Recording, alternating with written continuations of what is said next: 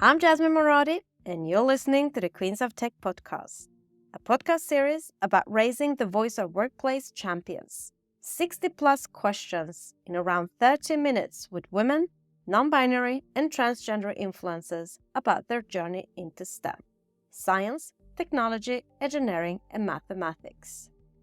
I started the Queens of Tech podcast initiative in May 2022 because I would like to retain more women, non-binary, and transgenders in the tech industry. Talent is out there, but our work environment needs to improve for all to feel safer, stay authentic, and to be valued for our contributions. My vision is to raise the workplace ecosystem for all in the tech industry by killing the imposter syndrome, stopping bad behavior, and increasing equity opportunities.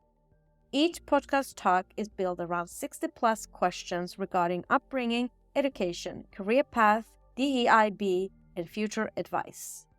My mission is to bridge the gap between schools and workplaces by getting to the heart of my guests' personal life and career journey to inspire other girls, women, non-binary, and transgenders to unleash their full potential to reach top leadership roles in the tech industry. My goal is to raise the voice of tech champions around the world and together with companies, investors, and politicians raise the challenges and opportunities around equity, inclusive diversity, and belonging in our workplaces. Enough is enough. I would like to enforce companies to build a sustainable, inclusive culture, to retain diverse talent, so we keep the workplace power equity to continue building future diverse and inclusive products. Your voice matters. In this episode, I'm very excited to welcome my guest, tech queen Hege Marie Brown, co-founder and CPO at HealthB. Hey Hege. Hello. I'm very happy to have you joining us from Norway today. How are you? I'm quite excited to be here, actually. Yeah, let's roll. So am I. So let us dive into your journey into STEM. Hope you're ready for the Queens of Tech 60 plus questions. Let's warm up with a few fun facts about you. How would you describe your personality in 3 hashtags? I would say curious, authentic, and compassionate. How would you describe your life in 3 sentences? I think I would tell a little fairy tale. So once upon a time, there was a young princess who lived in a beautiful castle and had everything her heart could desire. Then a terrible monster came and took everything from her family, and she was put away in a dark tower all alone for many years until a handsome prince came and saved her. The prince opened up a new world to her, and everything she had once known suddenly seemed small and limited. So she left the prince behind and set out on a great adventure to discover her own kingdom. What kind of music stimulates and motivates you the most? The 80s. So this week I'm listening to Billy Ocean a lot, which actually is really suitable for this podcast because Caribbean Queen has been playing on it all week long. So my neighbors probably hate me, but... What is your personal motto? I would rather regret something I did than regret something I didn't do. What is your favorite book? That would have to be Siddhartha by Hermann Hesse. I don't know how to pronounce his name. Yeah, there's something about that character that just feels strangely familiar to me. What is your favorite podcast? Obviously, I should say Things So Tech, but it's Work Life by Adam Grant. Mac or PC? I am, and I will always be a gamer, so that's going to be PC. Say something interesting about you that most people don't know. There's hardly anything about me that people don't know. I'm pretty much an open book. The few things that are secret are better off remaining a secret. What is your hidden talent? Well, for a total nerd, I'm actually pretty good at sports. So all sports. If you were going to write a book about your life, what would the title be? Bad is the new good, embracing the art of pain. Amazing, Hege. Now, let us dig deeper. Our childhood has an effect on our adulthood. Our early experiences shape our belief about ourselves, others, and the world. Now, I want to discover your childhood. Where did you grow up? I was born in Oslo in Norway. I grew up in the suburbs by the ocean. So we spent a lot of time on the ocean, in the ocean. So I guess you could say I grew up in the ocean. What was your dream job as a child? I wanted to be a professional skier. Then I wanted to be a lawyer. And then I ended up becoming a designer. So I guess, that speaks volumes about my personality. What was your favorite subject in school? natural sciences, geology for some reason, and physics, quantum, nuclear physics. Again, nerd. What was your least favorite subject? German, not so much because of the subject, because of the teachers. What is your earliest memory of technology and the arrival of the internet? Can't really remember one specific moment of discovering technology. My father designed exhibitions for a living, so he would travel all over the world and, bring home the newest technology from I was a baby. So it was just part of life. I do remember the arrival of internet, though. Specifically, I was running around collecting URLs. I had like this little dictionary of URLs to look up and to browse. Could even imagine. Which were the three first technology gadgets you owned? The first one was a bright yellow Sony Walkman, and then I had an IBM compact computer and an Atari console. Who was your female role model growing up and why? You know what? I can't actually think of anyone. There were many female was inspiring to me, but not like one in particular. It was more like individual traits. How do you think where you grew up and the school you went to and the generation you come from influence your career and education choice? I don't think any of those really influenced my choices. It was more my relationship with my grandfather that actually shaped my path going forward. Very interesting. Now, I'm going to read two quotes. First one, how does the universe expect me to choose a career path at 16? I can't even choose what I want for dinner. Second, Abraham Lincoln said, I quote, the best way to predict your future is to create it. So Hege, I want to know the choices behind your career path. Where and what did you study at university? I did not go to university. And this brings me back to my grandfather because my grandparents died in a fire last year of high school and it hit me really hard. And so I was in a really dark place. I dropped out of school. And then I had like this really powerful dream where my grandfather came to me and said, you should not go to law school. You need to do something creative. You need to create something. And that actually is how I ended up doing what I do. Very impressive. And thank you for sharing that. What professional roles have you had before that led you to the current one? I was a journalist. It was my first job. At 16, I was a journalist at a local newspaper. That took me into being a chief editor of another local newspaper. I'd done pretty much anything you can imagine within design. So graphic design, visual design, branding and identity. I did even window design and car design, things like that, or like advertising design. I did illustration, artwork, even been a systems developer. I guess range is another one of those hashtags that I mentioned. And then you started your own company. So what does HealthB do? Well, HealthB is a health tech startup. We are trying to bridge the gap between the patients and the healthcare industry and to make the communication smoother for both the industry and for the patients. What is your title and what is your main responsibilities? So I'm part-time CPO for a startup company. I am also a UX consultant for the Norwegian Broadcasting Corporation, NRK. What does a typical workday look like for you? It depends a lot on what I'm working on. So sometimes I'm wandering in the hallways in the newsroom at NRK, observing how people work with TV production. Other days I'm on Teams doing interviews with 3,500 employees scattered across the country. And then some days I'm deep into analysis and design and being completely isolated in front of the computer. I love the quote, choose a job you love and you will never have to work a day in your life. So again, what do you love about your role? I don't think there's anything specific about this role, but if you look at the field or the job on a greater perspective, it is the variation. You get to see so many different industries, like anything from TV, theater production, academia, government services, tent system, aerospace, video games, you name it. You learn a lot about a lot of different industries. What is the best experience you've had in your role so far? Any examples? At the health tech company, as a CPO there, I think the best experience was when we won the Health Entrepreneur of the Year award last year. That was a big deal. Congratulations. Thank you. And what is the biggest challenge you've encountered so far and how did you tackle it?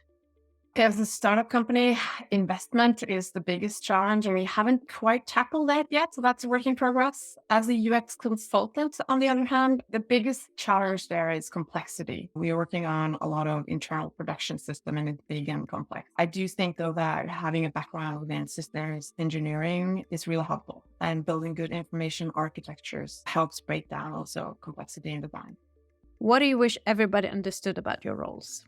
Wow. I think a lot of people sometimes, if they don't know me, see me as a little bit of a negative party pooper, breaking down, being just difficult. I'm not a difficult person. It is my job to pick things apart. And I wish people understood that it's nothing personal.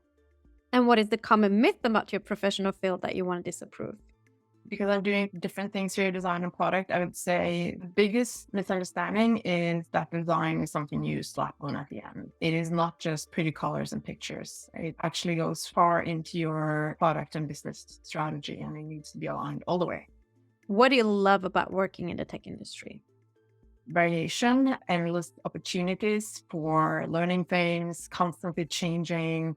You always have to be ready to pick up new skills, new tools, and you have to stay sharp at all times. Oprah Winfrey said, I quote, "Think like a queen. A queen is not afraid to fail. Failure is not a stepping stone to greatness." So again, what have by far been your biggest achievement in your career? Easy. That was 2010 when I landed a job at Funcom, Norway's biggest and only game studio at the time. Landing a job into the gaming industry is a little bit like making it as a rock star. There are thousands and thousands of people waiting to take that job from you. And what is the biggest factor that has helped you become successful? Any success habits? I don't actually have any healthy habits whatsoever. I can barely manage to remember brushing my teeth. I am resilient though. I don't give up, even though sometimes I just want to quit and move to Kenya and go to coffee beans or something instead. How do you measure your own performance at work? I think it is more a sensation than a hard measure. I can feel it when I had a great day. And yeah, I don't actually know how to measure that. With success come failures. So, what is your biggest failure in your career and what did you learn from it? The biggest failure was a project I took on to build a booking system for a company that was renting apartments. I didn't have the tech skill, so I took on a project manager role and I hired people to help me out, and they pretty much screwed me. And so I ended up with a crappy product. What I learned from that is you should have some basic understanding when you're hiring other people to do stuff for you. That's why I ended up actually getting into programming myself. You could say I learned programming from it. That's amazing. And what is inspiring and motivating you the most in your role and career right now? I think at this point, I don't have so many career motivations. It's more like I really do want to make impact. I want to make products that change the world for the better or that help people or help people grow in their own career. So being more like a mentor, that's where I find the most joy today. Let us now jump into the influence of mentors, role models, champions, and sponsors. Role models can consciously or subconsciously be a powerful force in our lives. In addition, champions can stand up and advocate for us and open up the world of possibilities. Sponsors match emerging talent with leaders and influential employees who can help us move ahead in our careers. Hege, do you have a mentor, champion, or a sponsor today? I don't. I wish I did. I always wanted one. It's hard though, and it gets harder the older you get to find someone. I do, however, work with coaches quite a bit, which serves a little bit of the same purpose, except you have to pay for it. Who is the female, non-binary, or transgender role model you look up to in your field? I think this whole role model thing is a little bit difficult for me. I don't focus on the person so much as I focus on certain skills. So I might admire a skill or a trait, but not the person. History shows that it has been more common for men having mentors, champions, and sponsors in business than women. So again, how important do you think is to have a mentor, champion, and a sponsor during one's career? It's hard to say because I haven't had one myself. I do believe, though, when I mentor other young designers, that it makes a big difference for them to have someone they can come to for these difficult questions. Let us move on to leadership. Adina Friedman, president and CEO of Nasdaq, said, I quote, "Empowering those around you to be heard and valued makes a difference between a leader who simply instructs and one who inspires." And then Shirley Samber, ex-CEO of Facebook, said, I quote, "Leadership is about making others better as a result of your presence and making sure that the impact lasts in your absence." So again, what does leadership mean to you?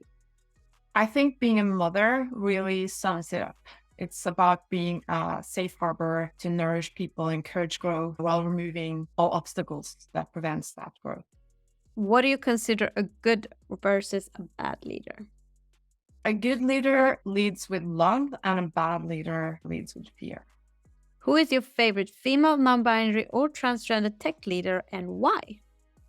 There is a lady called Monica Beate Tvedt. She's the CTO at one of the biggest consultancies here in Norway. She's pretty badass. It's hard to imagine that she does what she does when you look at her because she's, like perfect makeup, pencil skirts. And I love that she tears down all of your prejudices. Yeah, that's pretty cool.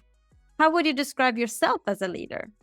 I am compassionate and I think that everybody deserves a chance. I'm a bit introverted. I don't interfere much unless I'm asked specifically. I have a lot of trust and faith in people and I also expect them to voice their concerns and not wait for me to discover it on my own. And as a leader, what values are most important to you? I think the most important thing is really being secure in yourself and who you are. And if you're not, at least try and look at other people's perspective in front of your own so that you don't react from a place of personal fear, insecurities, etc. It's not easy, but I think it's the most important thing. What leadership lessons have you learned that formed you into the leader you are today? Becoming a mother is the most transforming experience. I think any mother would tell you the same thing, the ultimate leadership role. What are your 3 strengths and 3 weaknesses? I am a strong systems thinker. I can see and switch quickly between many different perspectives, and I trust my own decisions completely. Weaknesses, I want too many things too fast. I get impatient. I sometimes interrupt people a little bit too much, and I can become a little bit emotionally invested from time to time.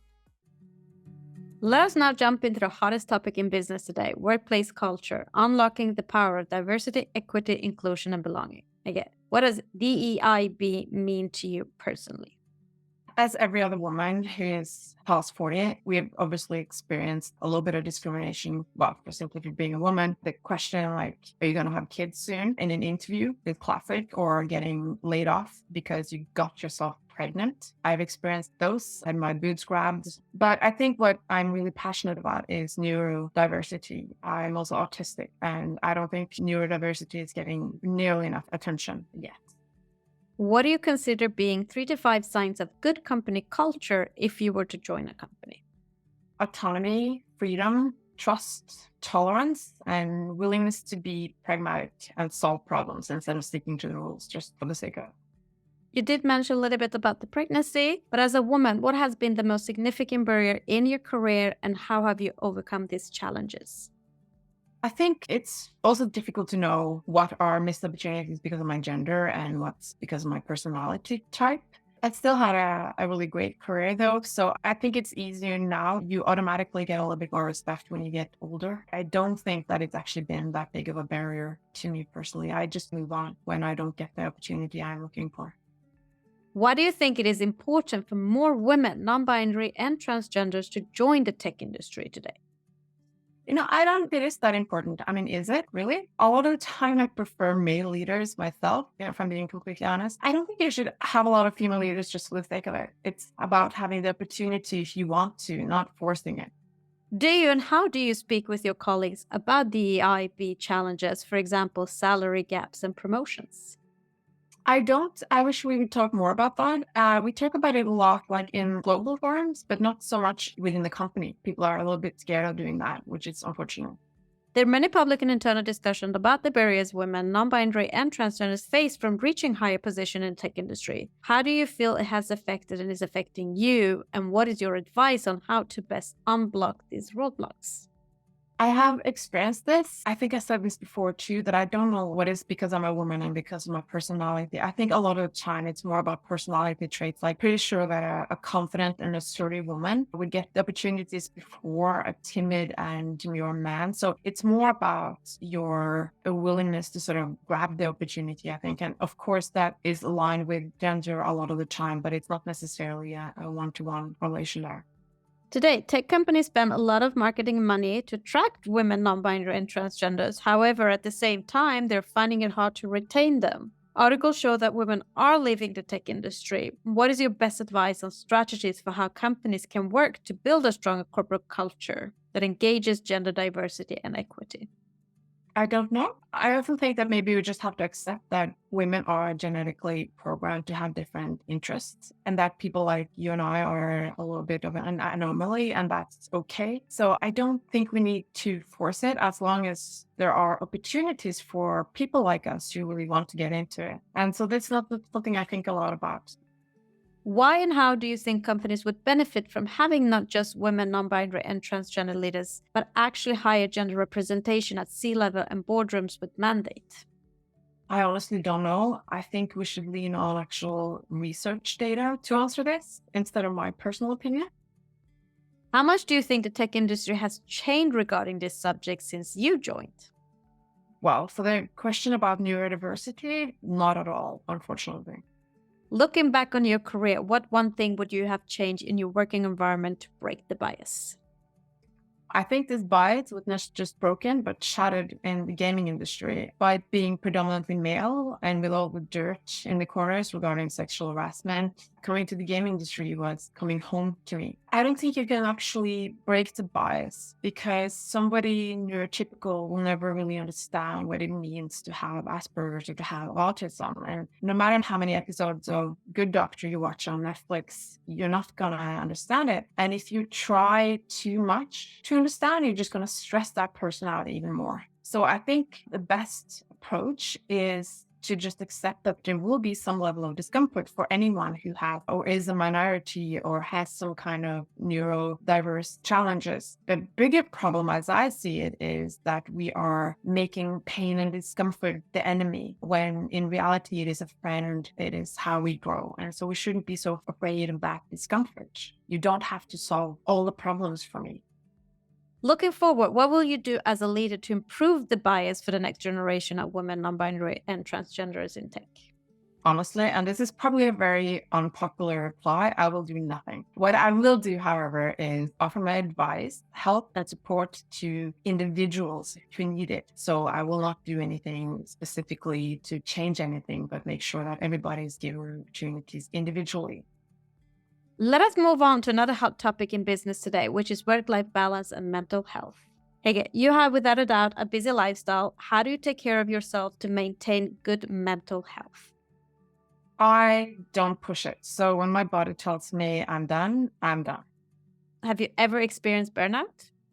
Yes. A couple. I had a big one just recently. I'm actually kind of slowly making my way out of it as we speak. I tried to just let myself be. If I need to cry for a day, I will do that without any judgment or shame. Then I tried to take as much weight off my shoulders as possible and let everybody know that I need some space and time to recover. Thank you for sharing that. What is your advice on how companies can create a more mentally healthy workplace in the new now? I don't think I have any quick advice on this. I do, however, recommend the certification program from Berkeley. It's called Happiness at Work, which will go into greater details about that. What motivates you every day to get out of bed? Honestly, I think the only thing that actually motivates me to get out of bed is when I have a plane ticket to go somewhere exotic. The rest of the time, it is pure responsibility. Now, let us wrap up with a few words of wisdom and a piece of advice for our listeners. Hege, what is the best piece of advice you've been given that has helped you during setbacks in your role and career? I think I must be very intimidating because people don't actually give me much advice. And then, what is the worst advice you've ever been given, and how did you tackle that? I ignore bad advice completely. So if I ever got any, I have forgotten a long time ago. Is there something you wish you would have known or a skill you wish you had when starting out in the tech industry? I wish I'd known that nobody really have the perfect answer. Some people are better bullshitter than others. At the end of the day, though, there are too many variables to offer one absolute truth. So my truth is necessarily less worth than yours. If you had the ability to go back in time to when you were just at the beginning of your career, what advice would you give to your younger self? Trust yourself. I don't think it would have made any difference, but that would be the thing, that a lot of the things that I believed in turns out to be true after all, despite all the people who made me doubt it. What advice would you give to young girls, women, non-binary and transgender women who want and trying to break into STEM fields today, especially wanting to become next generation leaders? My advice would be to give me a call and we'll talk about your personal dreams, your personal concerns and challenges, because I don't think I can really give generic advice like that. Last but not least, what is next for you in your role and career in tech? What are your career aspirations? I really want to create something from scratch on my own that I'm really passionate about, that I can make positive change for a lot of people and build that into something that can sustain me as well. That's so impressive. I can't wait to follow that journey. Thank you, Hege, so much for being a guest on the Queens of Tech podcast. Sharing your journey would, without a doubt, inspire change and reshape company culture for the next generation of women, non-binary, and transgender leaders in tech. Thank you. Thank you for listening. If you have worked in the tech industry a minimum 3 years and would like to share your journey, please nominate yourself or somebody you know to I@jasminemaradi.com. For more podcast episodes and to learn more about the Queens of Tech initiative and to support us, visit queensof.tech.